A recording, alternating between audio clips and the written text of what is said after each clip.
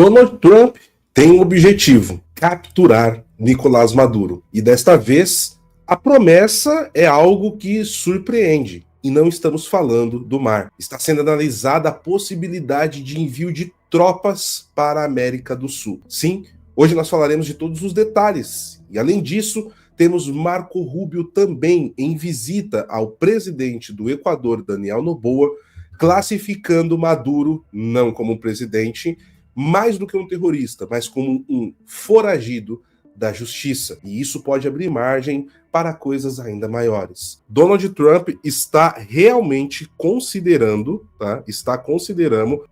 colocar tropas americanas no Equador. Tá? E isso para além do que nós já temos no Southcom, como é chamado ali na região do Caribe. Porque o que acontece, pessoal? Hoje as tropas estão no mar, em águas internacionais, tanto do lado do Atlântico, do Caribe, quanto do lado do Pacífico. E o Marco Rubio já está hoje, já declarou que isso já não é mais o suficiente. Ontem nós trouxemos a notícia para vocês de que eles não estão mais interessados em apreensão de drogas, tá? Eles vão eliminar qualquer embarcação que seja ligada a grupos narcoterroristas. E o recado é claro: se você está entrando em uma dessas embarcações, saiba que você pode não voltar, né? Será eliminado, como foi a dessa semana. E agora, na visita ao Equador, nós tivemos essa novidade. Os Estados Unidos estão avaliando colocar bases militares aqui no Cone Sul. Então vamos entender melhor isso daqui. O secretário de Estado Marco Rubio disse que os Estados Unidos estariam abertos a basear tropas no Equador mais de 15 anos depois que um presidente anterior pediu às forças americanas que saíssem. Abre aspas. Se eles nos convidarem a voltar, vamos considerar isso muito seriamente, porque é um pedido de um aliado e uma parte muito estratégica do mundo, disse Marco Rubio a repórteres em Quito na quinta-feira, durante um briefing com a ministra das Relações Exteriores, Gabriela Sommerfeld. Ele disse que o presidente Donald Trump e o Pentágono precisariam tomar a decisão final. Lembrando que o presidente anterior que pediu a saída foi justamente um general do Foro de São Paulo, Rafael Correia, tá? O Rafael Correia que pediu essa retirada anteriormente. Os comentários de Rubio sinalizaram o quanto os dois países repararam os laços nos 2 anos desde que o presidente Daniel Noboa assumiu o cargo. Ao contrário de um de seus antecessores, Rafael Correia, Noboa procurou mostrar à Casa Branca que Quito é um aliado leal na luta contra o que o governo Trump descreve como narcoterroristas. Em 2009, Correia se recusou a renovar um acordo que permitia aos Estados Unidos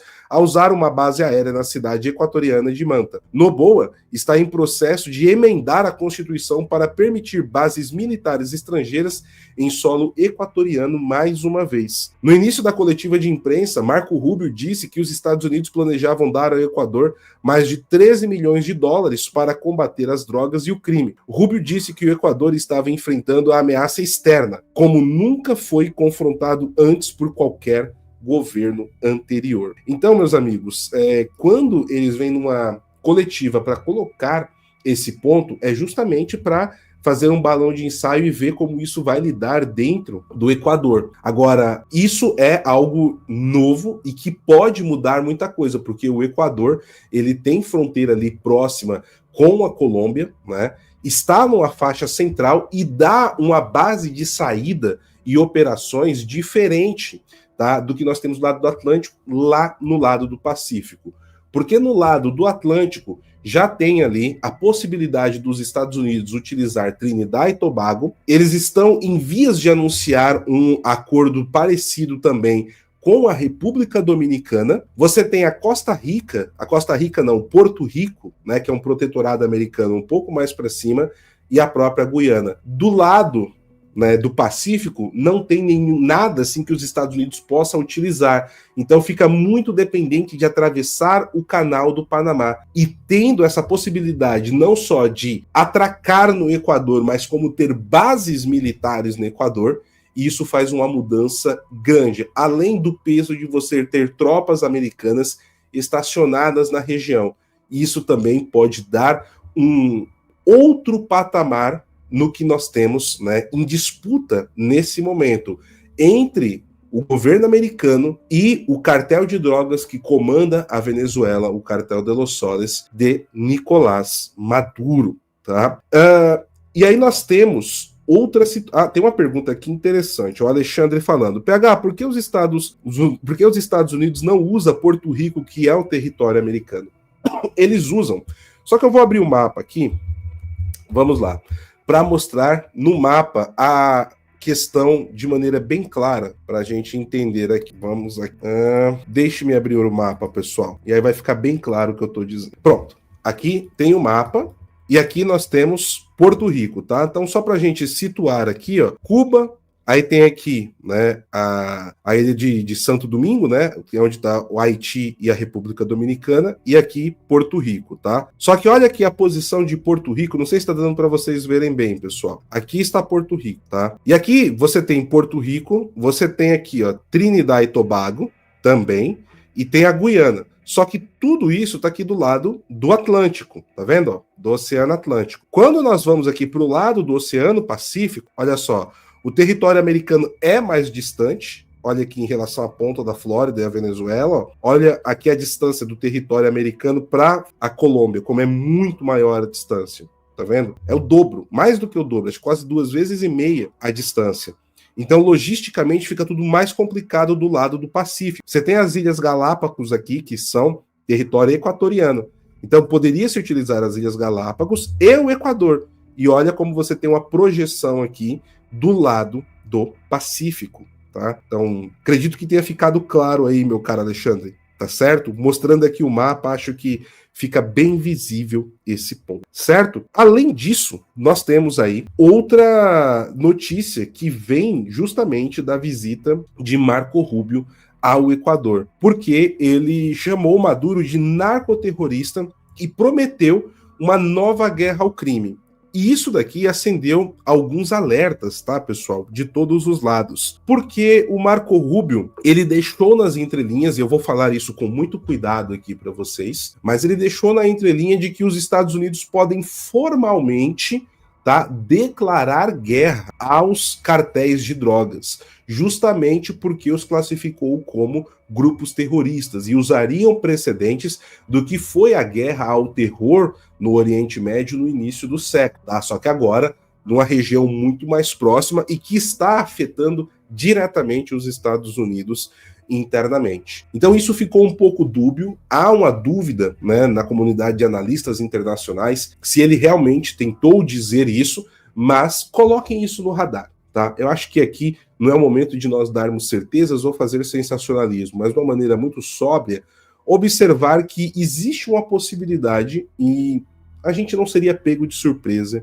se isso acontecer. Mas agora, o ponto que eu quero chamar a atenção aqui é o que o Marco Rubio disse, tá? Eu vou colocar o vídeo para vocês dele, obviamente está sem legenda, mas depois eu vou trazer alguns trechos da matéria para a gente entender a fala dele. Então vamos lá, deixe-me só preparar aqui, vamos lá, um segundo, aqui está, vamos lá. Nicolás Maduro es un narcotraficante y es un terrorista, y no lo digo yo, lo dice un gran jurado en el estado de Nueva York. ¿Sí? En el estado de Nueva York la fiscalía presentó evidencia y ellos lo encausaron. Un gran jurado de individuos en el estado de Nueva York. Salió después, hace 2 años, un nuevo encausamiento que detalla el papel que tomó Nicolás Maduro, especialmente empezando en los años de Chávez con la droga. Así que nosotros no estamos, a mí me gusta que ustedes de las Naciones Unidas están en desacuerdo, a mí no me importa lo que dicen las Naciones Unidas, no me importa. Nosotros eres un fugitivo de la justicia norteamericana, no es el líder legítimo de Venezuela, no lo hemos reconocido. Eres un fugitivo encausado que está enfrentando cargos en el Distrito Sur de Nueva York, en los Estados Unidos, por un gran jurado. La otra pregunta fue que si nosotros vamos a hacer acciones parecidas a lo que ocurrió el otro día con estos grupos narcoterroristas en países que son aliados. Y le diré que en esos países, por ejemplo, posiblemente no sea necesario, porque esos países lo van a hacer, o van a cooperar con nosotros, en esas acciones. No, en el caso de Venezuela no pueden cooperar con nosotros porque ellos son parte del terrorismo. No es un gobierno, vamos a estar claro, Nicolás no es un gobierno ni es un régimen político, es una organización terrorista de crimen organizada que se ha apoderado de un territorio nacional y están utilizando ese territorio nacional para ellos convertirse ricos, para ellos convertirse en personas con billones de dólares. Eu vou voltar um pouco essa parte, pessoal. Prestem muita atenção, isso daqui é muito importante que o Marco Rubio disse. Olha só. Es una organización terrorista de crimen organizada que se ha apoderado de un territorio nacional y están utilizando ese territorio nacional para ellos convertirse ricos, para ellos convertirse en personas con billones de dólares. Y por eso son encasados por las Cortes de Estados Unidos. Pero en el caso de Ecuador, en el caso de otros países amigos, esos países están cooperando con nosotros. En el caso de Venezuela no hay gobierno y no hay cooperación. Incluso ellos están involucrados en el narcotráfico. Primeiro ponto que eu quero chamar a atenção aqui é que é realmente, né, diferente ouvir um secretário de Estado americano falando, né, um espanhol tão fluente. Marco Rubio, para quem não sabe, é filho de cubanos, né, então por isso que ele domina tão bem o idioma espanhol. É uma língua quase que nativa para ele também, ou praticamente, talvez a língua materna, pode ser que ele tenha até aprendido a falar o espanhol antes dentro de casa, né? Agora, o que chama a atenção aqui, alguns pontos do que ele disse, tá? Ele falou assim, o Maduro, logo no início, ele é um narcoterrorista e fugitivo da justiça dos Estados Unidos. Ele disse, isso não é uma opinião minha, não sou eu que estou dizendo, tá? Isso ele está sendo, né, processado dentro dos Estados Unidos e temos dentro da cidade de Nova York processos correndo onde ele já é um procurado. E aí ele fala, mas não me interessa, eu não estou interessado no que as Nações Unidas pode dizer sobre isso, tá? Eu não sei se vocês pegaram esse ponto.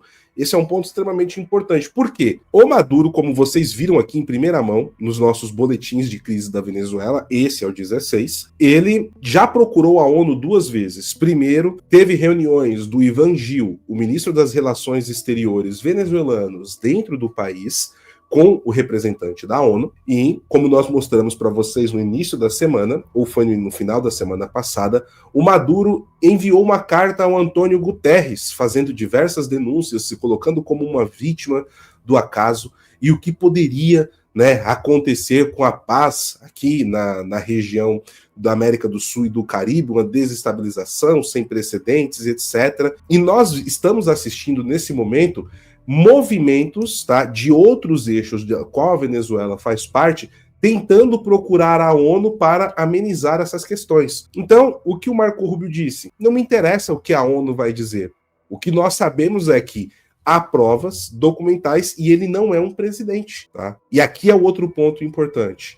Ele não é um presidente, ele é um chefe de uma organização criminosa cujo objetivo é enriquecer ilicitamente, ganhar muitos bilhões, e eles tomaram um país inteiro para conseguir fazer isso. Então, a forma que, né, o PSUV e o chavismo está sendo tratado a partir de agora é como, literalmente, um cartel de drogas que se apoderou de um país inteiro e está subjugando um povo para enriquecimento ilícito. E aqui qual que é o ponto importante quando a gente liga com a primeira pauta? Eles podem estabelecer soldados em solo no Equador. Isso, com uma mudança de governo na Colômbia no ano que vem, pode abrir as portas para a volta ou a Colômbia ter fazer cooperações ou abrir passagem para que tropas cheguem à Venezuela. Não sei se o Maduro dura tanto tempo, tá?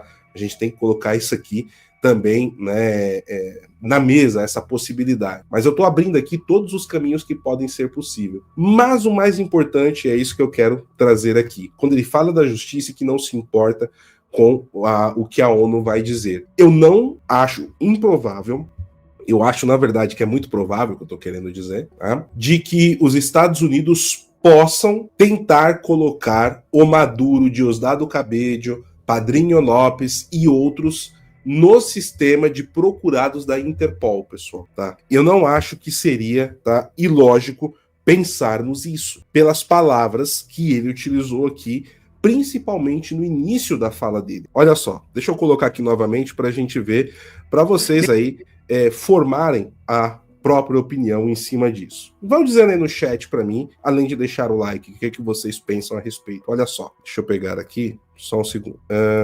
Vamos lá. Nicolás Maduro es un narcotraficante y es un terrorista. Y no lo digo yo, lo dice un gran jurado en el estado de Nueva York. ¿Sí? En el estado de Nueva York la fiscalía presentó evidencia y ellos lo encausaron. un gran jurado de individuos en el estado de Nueva York. Salió después, hace 2 años, un nuevo encauzamiento que detalla el papel que tomó Nicolás Maduro, especialmente empezando en los años de Chávez con la droga. Así que nosotros no estamos, a mí me preguntan ustedes de las Naciones Unidas, ¿están en desacuerdo? A mí no me importa lo que dicen las Naciones Unidas. Viu? A mim não importa o que diz nas Nações Unidas, e ele dá todo o caminho ali do que poderia, perdão, classificar, tá, um pedido do Nicolás Maduro na Interpol, porque ele fala de vários processos, não é só de um, né? Ele fala de mais de um processo que estaria acontecendo no estado de Nova York, né? Não só na cidade, mas no estado, né, de Nova York, sobre isso para o encalço de Nicolás Maduro. Ao longo do dia, acredito que nós teremos mais novidades, tá? Além disso, um ponto importante, 2 organizações criminosas, tá? Que são cartéis associados e braços auxiliares, segundo investigações do governo dos Estados Unidos, ao cartel do Los Soles, situado dentro do Equador, também foram classificados como entidades terroristas, e o anúncio foi feito ao lado do Daniel Noboa, tá, pessoal? Esse aqui é um outro ponto importante. Mais 2 grupos de crime organizado aqui na América do Sul estão sendo classificados como terroristas. E foi os Los Cochoneros e Los Lobos. Isso significa que cada vez mais é provável, também, aqui é mais uma previsão que a gente pode colocar, que tanto o PCC como o Comando Vermelho podem ser inclusos nisso. Aqui houve um pedido de cooperação com o governo do Equador, que apoiou. O Brasil não apoiou o pedido quando veio, mas os Estados Unidos estão sim considerando, né, colocar esses 2 grupos nesse rol. Gostou desse corte? Então se inscreva no canal para você não perder nenhuma informação aqui rápida e direta para você. E se você quiser ter a geopolítica descomplicada, se inscreva no nosso canal principal também. Idem Vele, idem Nole.